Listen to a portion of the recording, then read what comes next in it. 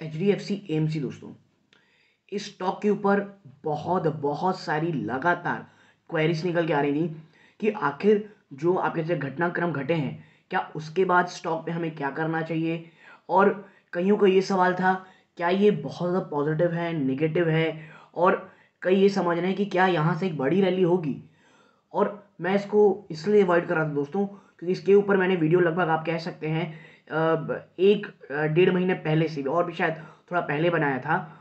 और जिन स्टॉकों में उस समय ट्रेड करा था, शायद 1800-1700 के आसपास ट्रेड करा था, मैंने कहा था ये लेवल्स अगर आप थोड़ा रिस्क लेते हैं, इन लेवल्स में शानदार आप खरीदारी कर सकते हैं।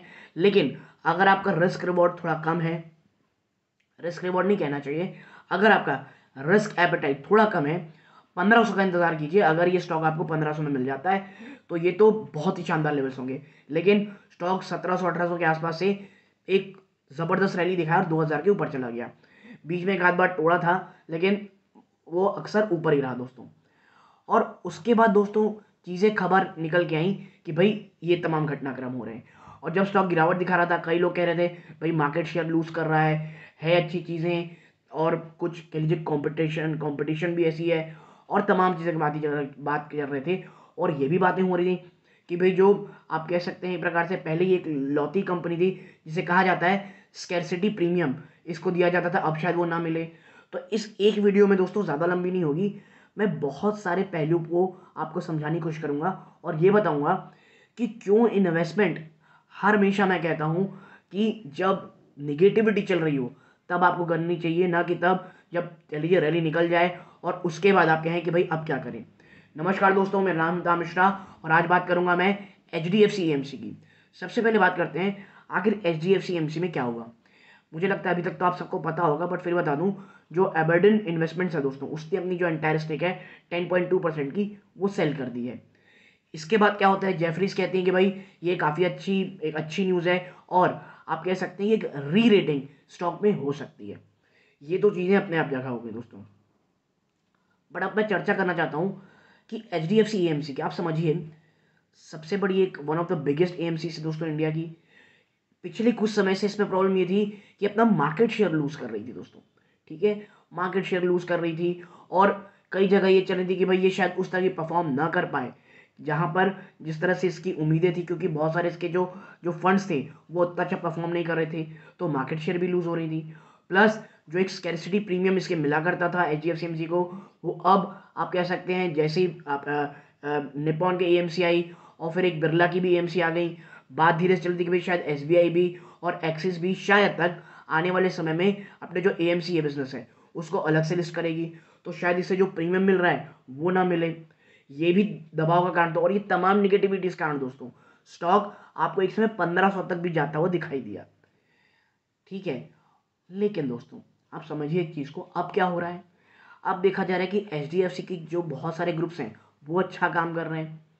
आपको याद होगा एक पराग पार एक फ्लेक्सी कैप फंड था जो हमेशा पोर्टफोलियो में रहता है और डिस्क्लोजर रूप में मेरे भी था, बट अब वो उतना अच्छा परफॉर्म नहीं कर रहा है।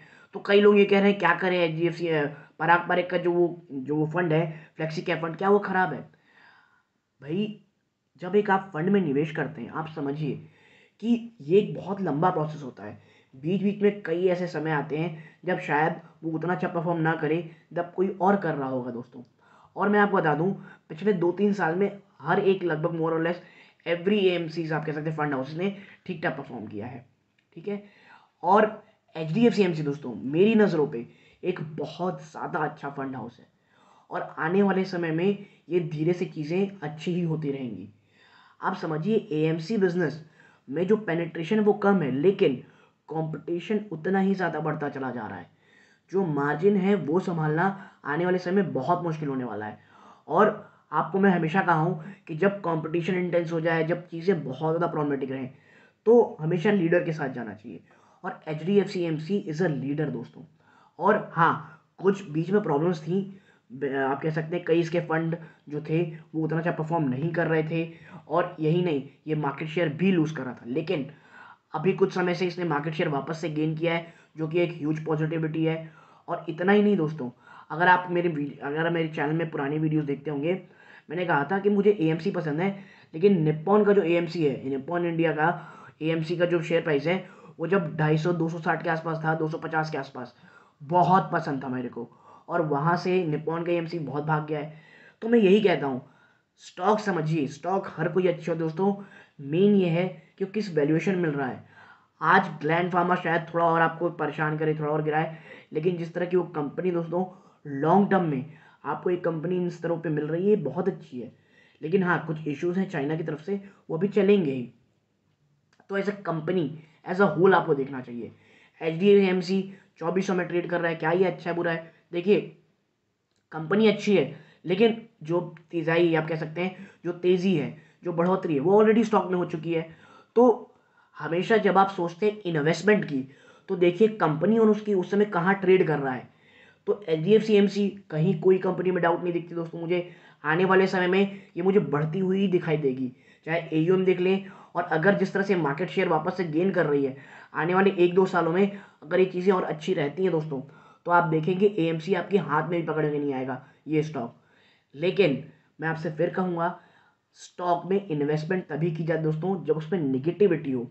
अभी मुझे थोड़ा सा अपसाइड लगता है HDFC AMC 2800 के आसपास बहुत अच्छी बाइंग देता है, लेकिन अभी जो पॉजिटिविटी न्यूज़ निकल के आई है उसके कारण स्टॉक भाग चुका है। मुझे लगता है अगर आप इसमें निवेशित करना है, आप कर सकते हैं इन स्तरों में भी, बट कह सकते हैं थोड़ा सा रिस्क रिवॉर्ड के रेशियो मुझे ये अब रिवॉर्ड उतना ज़्यादा नहीं देता दोस्तों। ठीक है, अब ये हो सकता है कि भाई 10% का सेल स्टेक बेचा है और बाजार में चीज़ें आई हैं स्टॉक्स, तो क्या होगा? तो मैं आपको बता दूं, AMC as a stock I pretty much like it, लेकिन इन वैल्यूएशंस में मुझे थोड़ा सा ये आप कह सकते हैं महंगा लगता है दोस्तों। और ऑलरेडी AMC जो HDFC AMC दोस्तों, ये प्रीमियम वैल्यूएशन में ट्रेड करता है। तो प्रीमियम वैल्यूएशन में ट्रेड करता है, इसके साथ साथ आपको इतनी महंगी में और मिल रहा है। तो मैं हमेशा कह रहा हूँ, जैसे मैं हमेशा कहता हूँ कि थोड़ा सा जब महंगी हो जाए चीज़ें, उसको मेरी रडार में उतनी वो फिर नहीं रहती दोस्तों।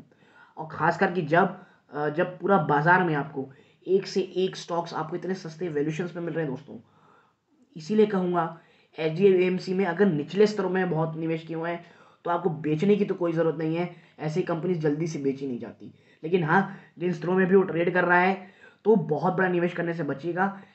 एक्यूमुलेट कर सकते हैं, SIP मोड में ले सकते हैं, लेकिन जो सबसे अच्छा मौका था इसका, जब मैंने इसमें लगभग 1-2 महीने पहले वीडियो बनाया था 1800 के आसपास, वो एक ज़बरदस्त मौका है दोस्तों इसमें निवेश करने का।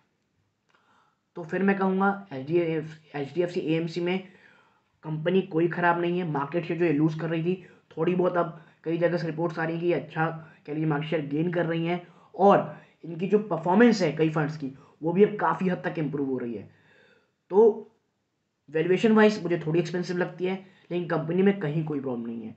और 1800, अगर आपको 1800-1700 के आसपास ही मिलती है ये स्टॉक, तो बहुत अच्छे वैल्यूएशन में मिलेगी। तो इन स्तरों पे आप कह सकते हैं एक्यूमुलेशन मोड में जाइए, SIP मोड में जाइए। बहुत बड़ा निवेश इन स्तरों पे करना मुझे पर्सनली सही नहीं लगता है दोस्तों। तो एक छोटी सी वीडियो दोस्तों, क्योंकि बहुत सारे क्वेरीज आ रही थी और मैं किसी और टॉपिक पे वीडियो बनाने वाला था, लेकिन इतनी ज़्यादा क्वेरीज थी कि इसके ऊपर वीडियो बनाना ही पड़ा छोटा सा दोस्तों। तो यदि आपको ये छोटी सी एनालिसिस पसंद आई हो, वीडियो को लाइक करके चैनल को सब्सक्राइब कीजिएगा। यहाँ तक जुड़े रहे इस बात का बहुत बहुत धन्यवाद। ये इस वीडियो का अंत है। जय हिंद दोस्तों।